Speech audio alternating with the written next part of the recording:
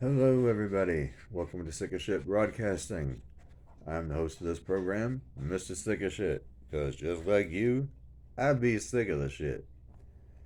I cannot stress certain things enough. One being growing your own food.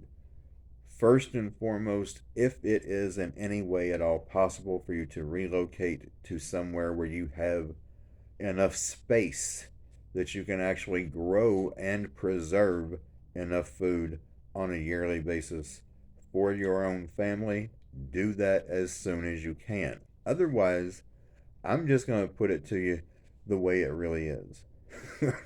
Anybody who doesn't do that, if they can, or can't currently, for whatever the reason, is going to eventually become a nomad or a nomadic family until such a time as you can find somewhere to settle down where you do have the space to grow what you need, the resources that you need to do so.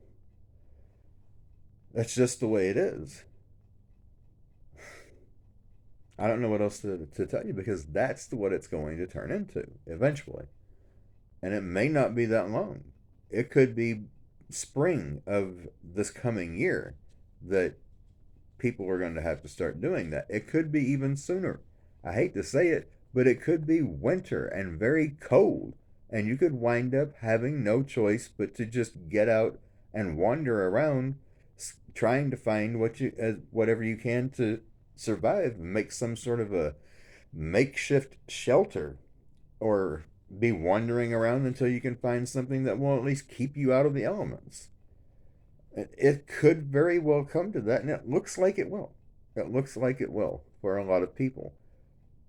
And even that is going to have its fair share of dangers involved in it. I mean, trying to keep yourself warm enough that you don't get sick, that your kids don't get sick.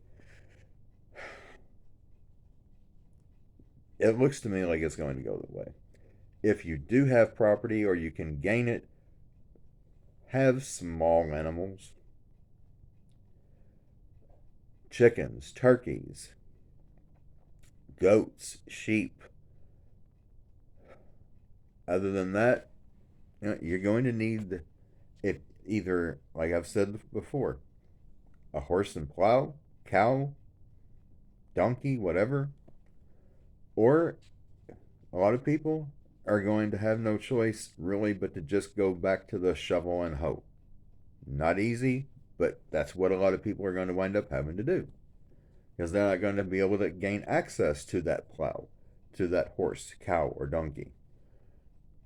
You need to have either you need to have a fully stocked pond anyway. But as far as water is concerned, you need to have one of two things: either a separate pond just for drinking water, or a well. A well would be better. It just would be.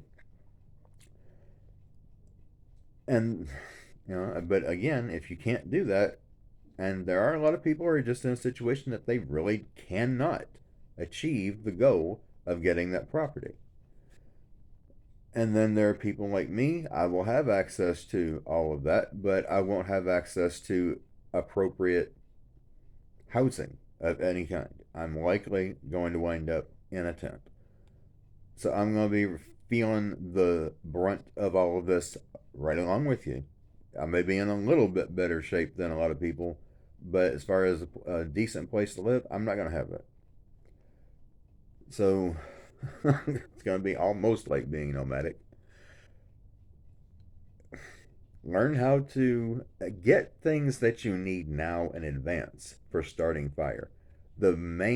One main thing that I would suggest to everybody is make sure that you have a lot of magnifying glasses because the sun through a magnifying glass is an excellent way to start a fire.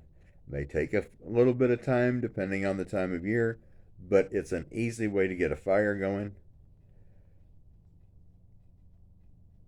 And you don't have to have matches, don't have to have a lighter, don't have to have any of that.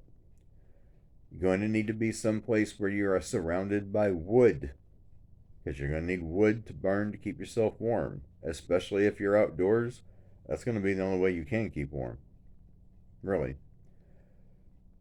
It looks like this is where it's all headed for everybody, almost everybody. Hopefully, it will be everybody. Hopefully, the people that have done this are going to suffer worse than anybody else. I really do believe that eventually it will come their way as well.